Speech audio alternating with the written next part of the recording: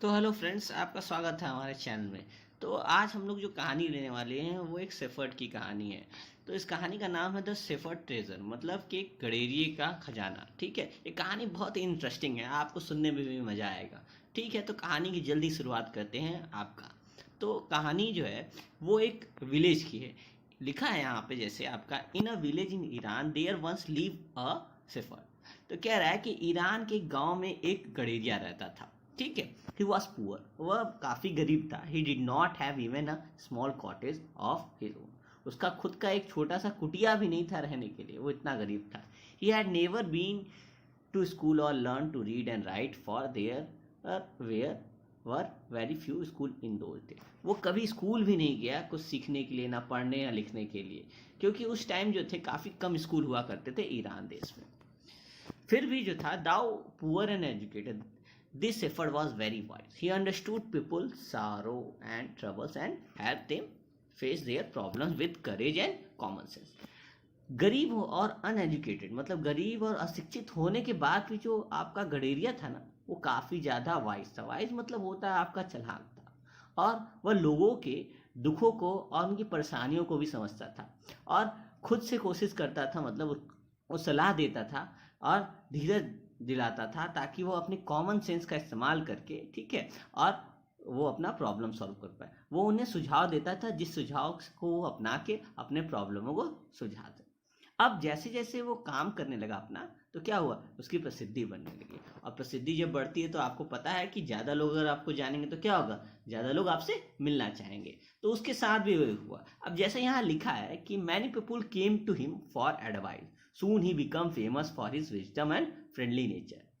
The king of that country heard about him and thought of meeting him. तो उसके advice के कारण कई लोगों की ज़िंदगी सुधरने लगी। तो बहुत ढेर सारे लोग उससे मिलने आने लगे, उससे सलाह लेने के लिए। और फिर बाद में वो काफ़ी ज़्यादा और फ्रेंडली नेचर के लिए, फ्रेंडली नेचर जानते हैं, दोस्ताना व्यवहार के लिए काफ़ी ज़्यादा वो प्रसिद्ध हुआ। अब ये बात जो थी आपकी, जब वो हुई, लोगों को पता चली, आप इसकी इतना राजा तक की खबर पहुंच गई, इतना प्रसिद्ध हो गया कि राजा तक, उस देश के ईरान के राजा तक खबर पहुंच गई। अब वह यह सोचा ईरान का राजा कि वह उससे मिलने जाए। अब वह क्या करे, उसने क्या किया कि अपने आप को डिस्ग्यूज किया। डिस्ग्यूज मतलब अपना वेश जो था वो एक गडेरिया का बनाया, और एक मूल मतलब खच्चर पे बैठ गया। और एक दिन राजा, one day the king came to the cave where the wise shepherd lay. तो फिर वह एक दिन खच्चर पे बैठ के राजा खुद गडेरिया बन के उसकी तरह आपका किसके यहाँ, एक गुफा के पास है। जिस गुफा में कौन रहता था, वही चालाक और चतुर कौन रहता था, गडेरिया रहता था, जिससे लोग मिलने जाते थे। As soon as the shepherd saw the traveler coming toward the cave, he rose to welcome him. और जैसे ही राजा तुम्हारा जो गडेरिया का रूप लिया था पहुंचा उसके केव के पास, आपका गुफा के पास, शेफर्ड ने दूर से ही उसे देख लिया, ठीक है, ट्रैवलर, यात्री की तरह। और यात्री उसे समझा, और वो वहां खड़ा हो गया उसका स्वागत करने के लिए, ठीक है। It took the tired traveller inside the cave. अब उसे एक यात्री समझ के वह उसे अंदर ले गया, सोचा कि वह थका हुआ है, और उसे वाटर दिया और कुछ खाने के लिए दिया, ठीक है। और अपने भोजन में से जो था उसे शेयर किया उसने। The king rested for the night in the cave and was greatly impressed by the shepherd hospitality and wise conversation. राजा जो था रात में वहीं आराम किया, और उससे काफ़ी ज़्यादा इम्प्रेस हुआ, क्योंकि वह उससे क्या होता है, उसका आओ भगत से, मतलब जब आप किसी के घर जाते हैं तो आपका खूब स्वागत किया जाता है कि नहीं, और अच्छी बातचीत भी उससे किया तुम्हारा शेफर्ड, जिसको सुन के राजा को ऐसा लगा कि काफ़ी चतुर और चालाक आदमी है, ये उसके काम का है। अब नेक्स्ट पार्ट में देखते हैं, नेक्स्ट पार्ट में क्या कह रहा है। Though still tired the king decided to depart the next morning. तो राजा रात भर उससे बात करता रहा, फिर भी वो थका हुआ था, लेकिन उसने ये डिसाइड किया कि अगली सुबह वो चला जाएगा। He said many thanks for his kindness to the poor traveller, I have a long way to go, permit me to leave. वह कई सारा धन्यवाद दिया, क्या कहता है, पुअर ट्रैवलर को, पुअर ट्रैवलर, और उसने कहा कि अब मुझे जाने दे, ठीक है, मुझे जाने की आज्ञा दे। Looking straight in to the eyes of a, गडरिया जो था अपनी जो आंखों में देखने लगा, किसके, मेहमान की आंखों में अपना लुकिंग स्ट्रेट मतलब सीधे देखने लगा। और शेफर्ड ने अप्लाई किया, कुछ बोला, क्या बोला उसने? बोला थैंक यू योर मेजेस्टी, धन्यवाद मेरे महाराज, आपने मुझे for paying me the compliment of the day, आप मेरे घर आए, मेरे घर विजिट किए, मुझे बहुत ही अच्छा लगा। अब राजा जो था ये बात सुनते ही क्या हुआ उसका? The king was surprised as well as please. King जो था, स्टोजनिस दिखाया तो आपका सरप्राइज हो गया था कि आश्चर्यचकित हुआ कि मैंने तो बताया नहीं इसे कि मैं राजा हूं, फिर भी इसे कैसे पता चल गया? He is indeed very wise, he thought to himself. अब उसे ये लगा कि सही में चालाक है इतना ज्यादा, वो अपने राजा को ऐसा लगा कि सही में चालाक है, मैंने बताया नहीं फिर भी ये समझ गया कि मैं एक राजा हूँ। I need people like him to work for him. अब राजा को ऐसा लगा कि ऐसा इंसान, चतुर और चालाक इंसान मुझे मेरी जरूरत का मेरे काम आ सकता है और मेरे लिए काम करेगा तो और भी अच्छा है। तो राजा ने यह डिसाइड किया कि the king appointed this humble shepherd the governor of a small district. King ने यह डिसाइड किया कि उसे अपॉइंट करेगा, मतलब नियुक्त करेगा एक छोटे से डिस्ट्रिक्ट का गवर्नर, और राजा ने उसे बना दिया छोटे से देश का। Although he rose to power and dignity, the Shepherd remained as humble as ever. जब उसे गवर्नर बनाया गया तो शेफर्ड को पावर मिला, मतलब शक्ति मिली और उसकी सम्मान भी बढ़ा, लेकिन जैसा वो सीधा साधा पहले था और हम्बल रहता था आपका, ठीक है, साधारण रहता था, वैसे ही वह रहा। People love and honoured him for his wisdom, sympathy and goodness. अब जब वो गवर्नर बन गया तो लोगों की भलाई करने लगे, जिसके कारण लोग उसे और भी प्यार करने लगे और भी इज्जत देने समय, क्योंकि वो लोगों के प्रति सिंपैथी, सहानुभूति दिखाता था और उन्हें बुद्धिमत्ता से काम लेता था, उनकी हमेशा लोगों की भलाई करता था। जिस जिले का वो क्या था? आपका गवर्नर था। He was kind and just to one and all, his fame as a fair and wise governor soon spread throughout the country.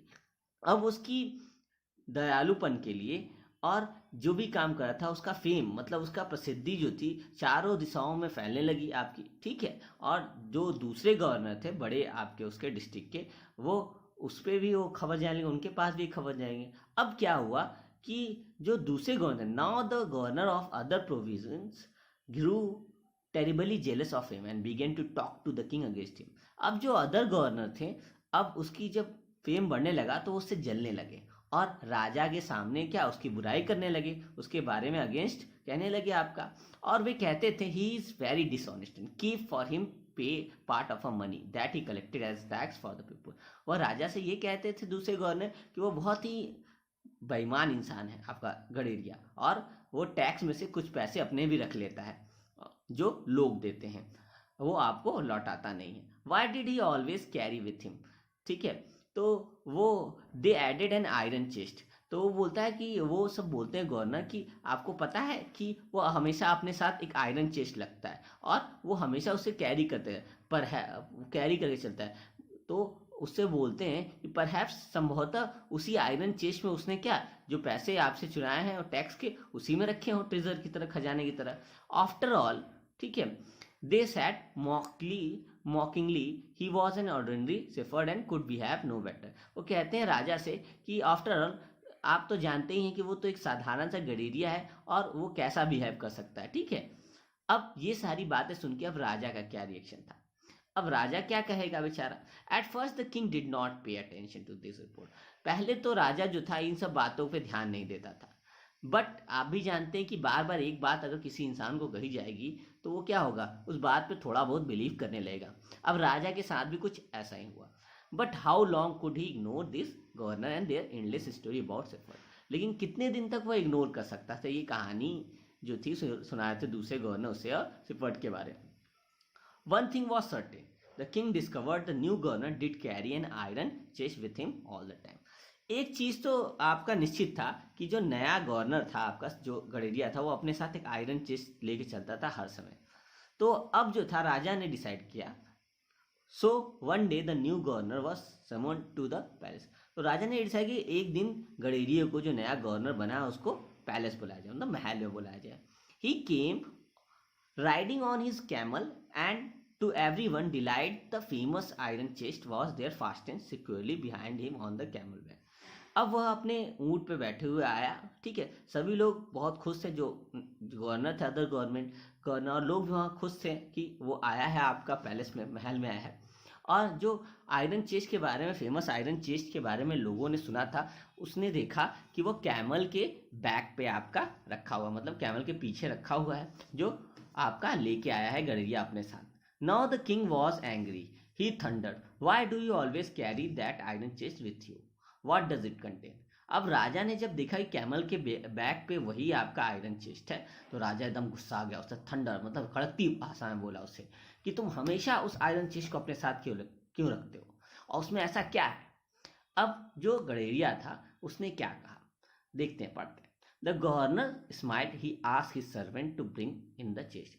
जो गवर्नर था नया शेफर्ड मतलब गड़ेरिया जो था, वो थोड़ा मुस्कुराया और अपने नौकर से कहा, जाओ उस आयरन चेस्ट को ले आओ। How eagerly the people standing around waited for the shepherd to be found out. अब लोग जो थे पूरा इंतजार कर रहे थे कि क्या गड़ेरिया ने उस आयरन चेस्ट में छुपाया है और निकलेगा क्या उससे। But how great was their astonishment and even of the king himself.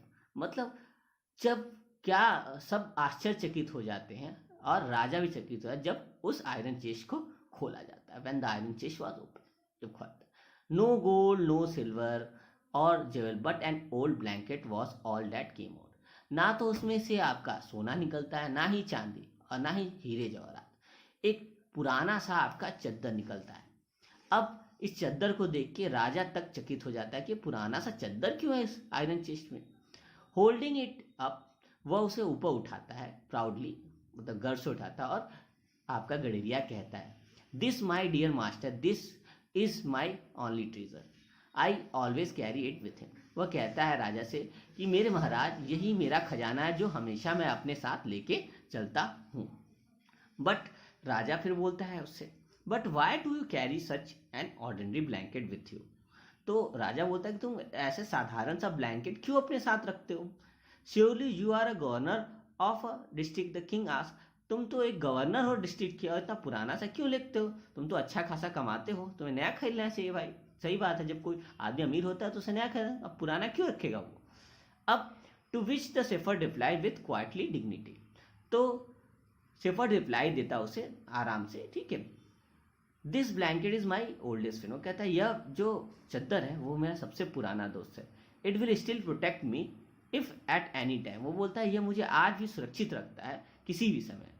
अब your majesty should wish to take away my new cloak. तो वो कहता है क्या महाराज मुझसे ये ले लेना चाहते हैं मेरे दोस्त को, जो भी कुछ है आपका। How please the king was. अब राजा थोड़ा, and how embarrass the jealous governor become to hear the wise man reply.